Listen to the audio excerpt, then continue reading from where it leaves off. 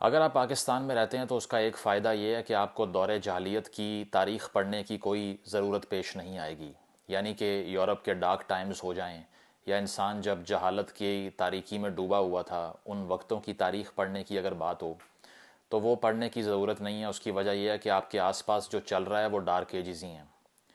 आज भी पाकिस्तान के अंदर ऐसे वाक़यात पेश आते हैं जो आज से 800-900 साल पहले यूरोप में या दीगर जो बारबेरिक सिविलाइजेशंस थीं उनमें आपको दिखाई देते हैं। वो आज भी 21वीं सदी में आपको यहाँ पर मिल जाएंगे।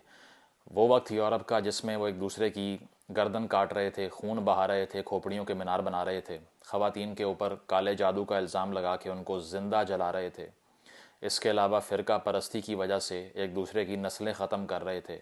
जो भी साइंस की तालीम दे रहा था, तालीम की बात कर रहा था, एनलाइटनमेंट की बात कर रहा था, उस पे फतवे लगाकर उनको कैद में डाल रहे थे। ये सारी चीज़ें जो आज से 800-900 साल पहले यूरोप में हो रही थी वो आपको आज पाकिस्तान में दिखाई देंगी। इसीलिए कोई ख़ास ज़रूरत नहीं है कि आप तारीख़ पढ़ें। जिस तरह से रोमन कैथोलिक चर्च के अंदर इंक्विजिशंस हुआ करती थी, यानी कि ऐसे ट्रायल्स जिसमें एक मखसूस जो है वो कमीशन तश्कील दे के उसका काम ये, उसको ज़िम्मेदारी ये सौंपी जाती थी कि मुआशरे में कोई भी ऐसा शख्स जो कि हमारे अकायद के ख़िलाफ़ बात कर रहा है उसके ख़िलाफ़ फतवा दो, उसको एक्सकम्युनिकेट कर दो, उसकी प्रॉपर्टी छीन लो, उसका ज़िंदा रहने का हक़ छीन लो और उसे पकड़ लो और उसको जेल में फेंको या फांसी दो या सर काटो या ज़िंदा जलाओ उसको। जिस तरह से मिडेवल इंक्विजिशंस फ़्रांस के अंदर 12वीं सदी के अंदर शुरू हुई, यानी कि आज से तकरीबन 900 साल पहले, तो यूरोप में 12वीं सदी से लेके तकरीबन 19वीं सदी तक, यानी कि 600 या 700 सालों तक ये रवाज, ये रवायत बरकरार रही कि जो भी साइंस पढ़े या फिर जो भी ये कोशिश करे कि एक इंडिपेंडेंट रिसर्च हो सकती है, उसके ऊपर फतवेबाजी करो। बेशक एनलाइटनमेंट की जो एज थी, निशात सानिया रेनेसांस की जो एज थी, उसने आके इसको रिवर्स करना शुरू किया और नेपोलियन बोनापार्ट जो कि फ्रेंच एम्परर थे, उन्होंने 1806 में आके फ़्रांस में इंक्विजिशन को रिवर्स किया और कहा कि बस बहुत हो गया ये, अब लोगों को तालीम हासिल करने दें, आप अपना काम करें और साइंस को अपना काम करने दें। तो उसके बाद ये रवायत जो है वो टूटी। इसी के दौरान जो बड़ा फेमस केस भी था गैलीलियो का, जो कि साइंटिस्ट थे जिन्होंने हीलियोसेंट्रिक मॉडल दिया, जिसका मतलब ये था कि इससे पहले जो चर्च था उसका हुक्म था कि हर किसी ने ये कहना है कि दरअसल ज़मीन जो है वो कायनात का मरकज़ है और इसके गिर्द सारा कुछ घूमता है। इसको आप डिनाई नहीं कर सकते। गैलीलियो ने अपनी टेलीस्कोप के ज़रिए जो देखा स्पेस के अंदर, उससे उसने हीलियोसेंट्रिक मॉडल तश्कील दिया। पहले जियोसेंट्रिक था, यानी कि ज़मीन दरमियान में थी। गैलीलियो ने कहा कि सूरज दरमियान में है, ज़मीन उसके गिर्द घूमती है। इस बात के ऊपर 1633 में कैथोलिक चर्च ने इंक्विजिशन के ज़रिए उसका ट्रायल किया और उसको हेरेटिक करार दिया और कहा कि इसका जो काम है ये कुफर पर मबनी है, और सारी ज़िंदगी उसको हाउस अरेस्ट में रखा। वहीं पे उसकी मौत वाक़ई हुई। और इस दौरान एक बड़ा मुहावरा भी मशहूर है कि गैलीलियो ने, जब अदालत ने यह सज़ा सुनाई कि वो हेरेटिक है, तो उसने सरगोशी की और अपने मुंह में ये बोला कि एंड येट इट मूव्स, कि आप जो मर्ज़ी कह लें लेकिन ज़मीन तो गर्दिश करती है, आप इसको बेशक ना मानें और आपके ना मानने से फ़र्क नहीं पड़ता। ये तंज उसने अपने सरगोशी करके ये किया। और ऐसा ही हुआ कि आहिस्ता आहिस्ता साइंस ने तरक्की की और ये साबित हो गया कि सूरज दरमियान में है, ज़मीन घूमती है, ज़मीन साकिन नहीं है। जिसके बाद 359 साल लगे चर्च को, 359 years to apologize to Galileo. उसकी ज़िंदगी बर्बाद करने की माफ़ी 359 साल बाद 1992 में जॉन पॉल टू के अंडर चर्च ने माफ़ी मांगी और कहा कि हम तस्लीम करते हैं गैलीलियो सही कह रहा था और चर्च से गलती हुई, हम माफ़ी मांगते हैं। लेकिन पाकिस्तान में ऐसी माफ़ियाँ आपको अभी दिखाई नहीं देती। ये सारी बात मैंने क्यों की, इतनी लंबी तमहीद क्यों बांधी?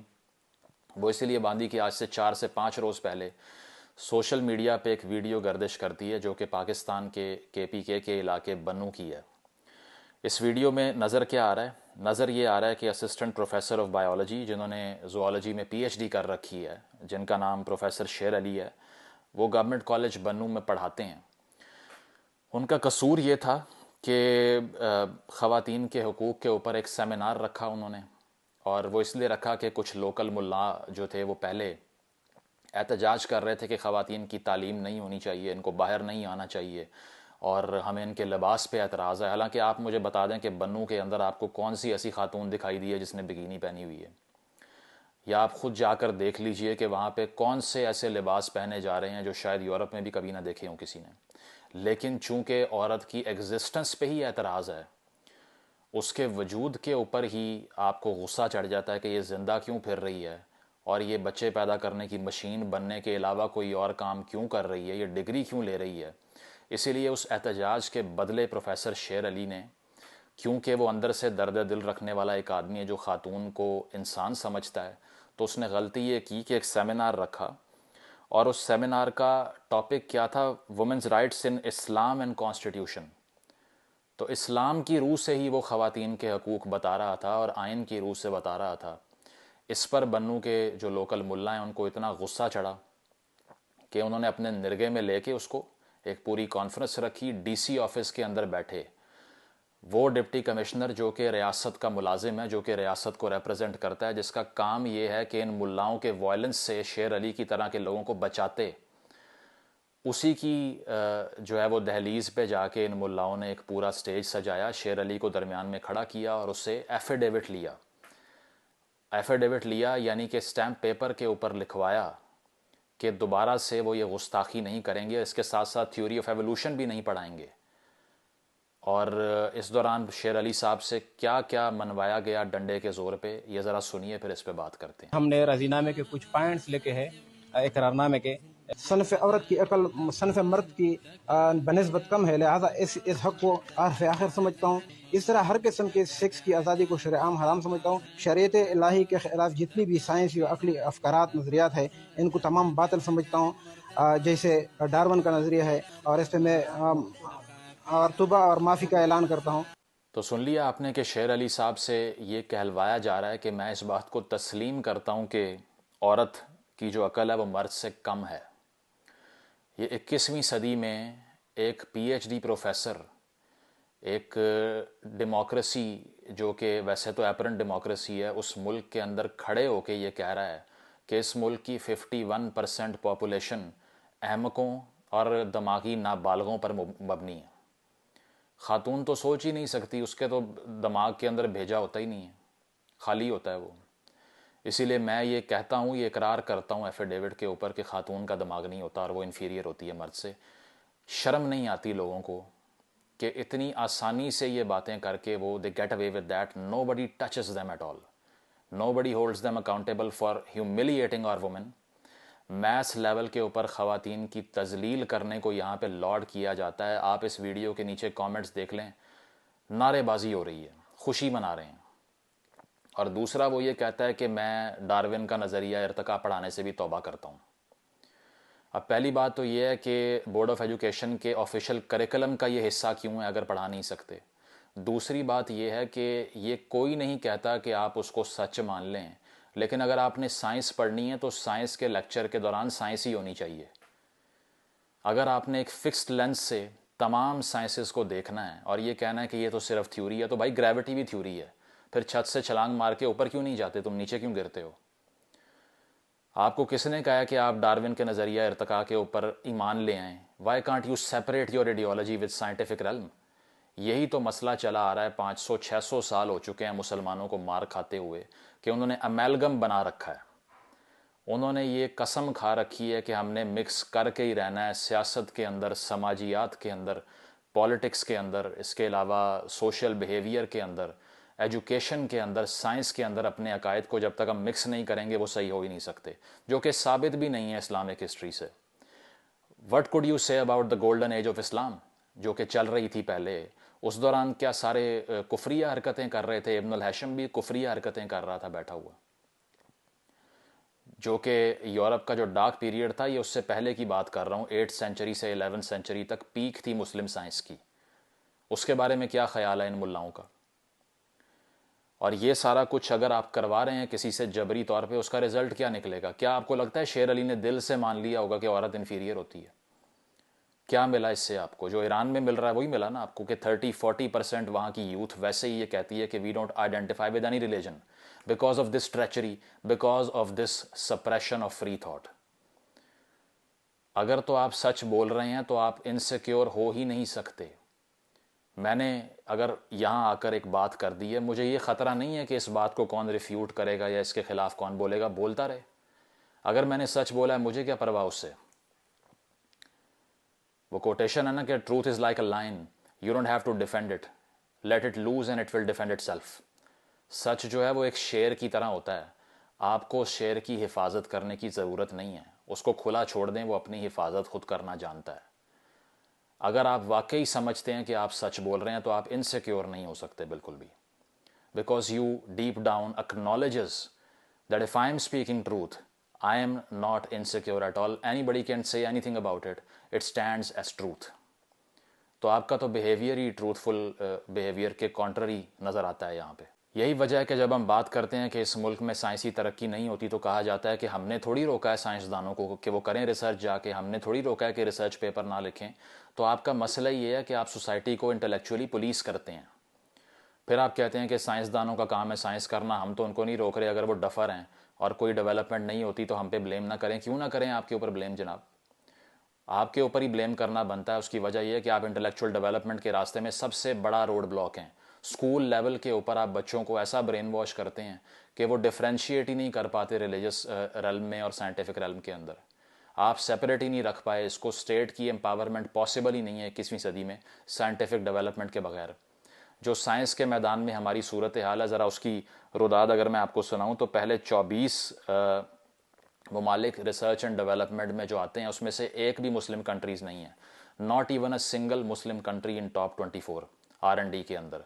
क्या वजह है? कोई तो वजह है ना कि वहाँ पर सिर्फ डफर पैदा हो रहे हैं और वहाँ पे जो ग्रेजुएट्स भी हैं, जो PhDs भी हैं, उन्हें भी कुछ नहीं आता। क्योंकि ऐसे इदारों से PhD कर भी लें आप, स्कूल में चले भी जाएं, बैचलर्स की डिग्री ले लें, मास्टर्स कर लें, दिमाग में क्या होता है? कुछ भी नहीं। क्योंकि जैसे ही आपने कोई ऐसी बात की जो एक फिक्स्ड लेंस के अगेंस्ट जाती है, जो अगेंस्ट है भी नहीं लेकिन आपने उसको जक्स्टापोज कर दिया, उसके सामने लाकर खड़ा कर दिया, तो फिर तो कुछ हो ही नहीं सकता उसके बाद में। आप मुझे बताइए कि अगर आपका यही आर्ग्यूमेंट है कि तमाम किस्म के उलूम जो हैं वो हमारी मर्ज़ी से पढ़ाए जाएंगे, जो हम सोचते हैं उसके मुताबिक होने चाहिए, तो क्या जेंडर स्टडी पढ़ा सकते हैं जिसमें ख़वातीन की इक्वालिटी की बात है? नहीं पढ़ा सकते। इकोनॉमिक्स पढ़ा सकते हैं जिसमें कैपिटलिज्म के अंडर ऐसा पॉसिबल ही नहीं है कि बैंकारी निज़ाम में सूद ना हो? नहीं पढ़ा सकते। अच्छा, इंटरनेशनल ह्यूमन राइट्स पढ़ा सकते हैं? क्या वो पढ़ाना छोड़ दें? छोड़ दें फिर आप वो भी। इसके बाद में बायोलॉजी पढ़ा सकते हैं जिसके अंदर आप ये भी सब्सटेंशिएट करते हैं कि एवोल्यूशनरी प्रोसेस किस तरह से गुजरता है, कहाँ से शुरू होता है, कहाँ तक जाता है। बेशक गलत है, लेकिन उसको सेपरेट रखना था ना, उस पर ईमान नहीं लाना आपने, उसको इंक्वायर करना था, क्योंकि वो बिलीफ का मैदान ही नहीं है, वो इंक्वायरी का मैदान है। लेकिन आपने उसको मिक्स कर दिया। क्या बायोलॉजी पढ़ा सकते हैं? नहीं पढ़ा सकते। फिज़िक्स की अगर हम बात करें, अभी रिसेंटली पिछले बल्कि 1.5 साल पहले मैंने एक वीडियो बनाई थी कि एक लोकल क्लरिक बैठ के स्कूल में बच्चों को पढ़ा रहा है कि तुम सारे कहो कि ज़मीन नहीं मूव करती, मैं कह रहा हूँ इसलिए।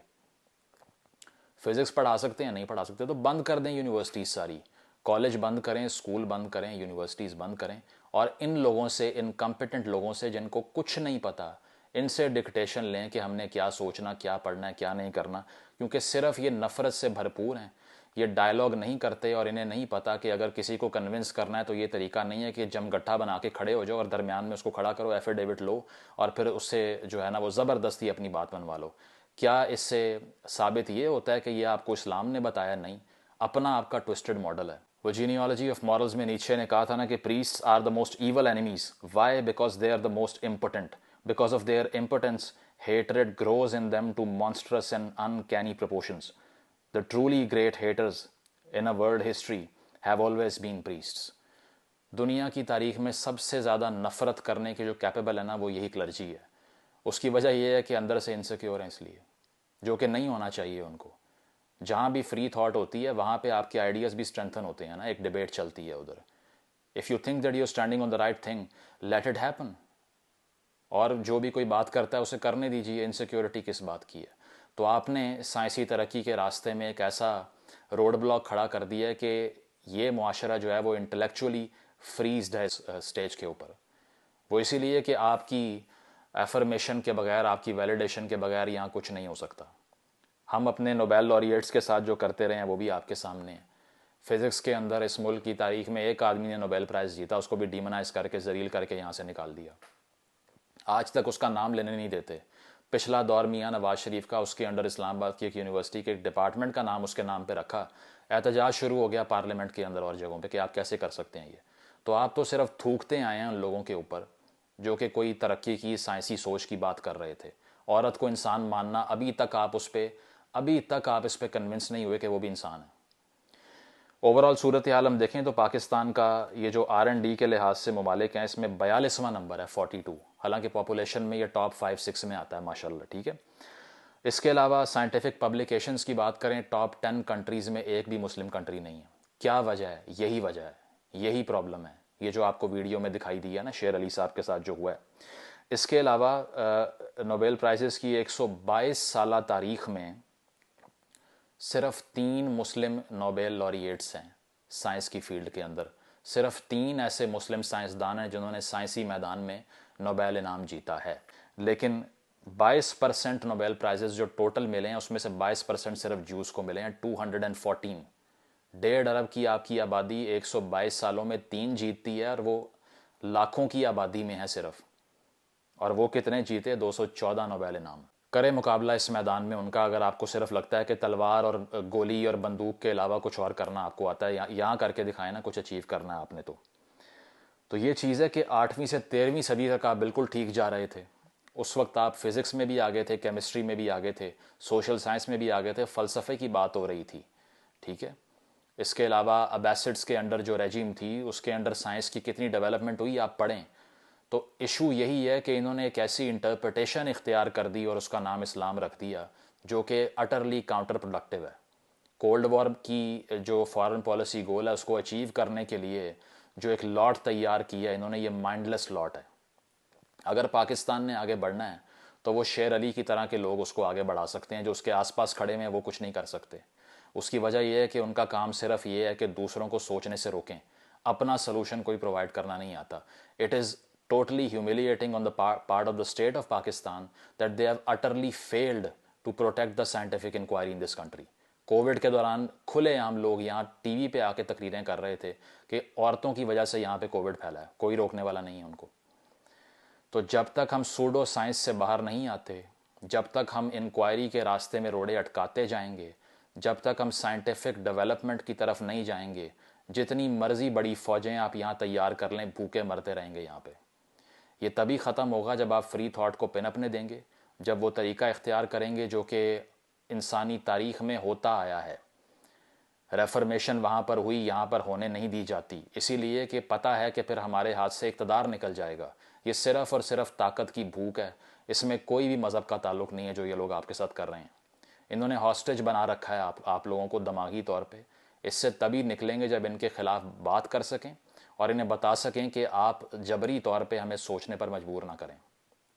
तो पाकिस्तान का अगर कोई फ्यूचर है तो वो सिर्फ साइंटिफिक एडवांसमेंट में, सोशल साइंस के थ्रू एनलाइटनमेंट में, और साथ साथ फ्री थिंकिंग के अंदर है कि एक इंसान को परमिशन दी जाए कि वो साइंस को और अपने अकायद को मुख्तलिफ रख के चला सकता है।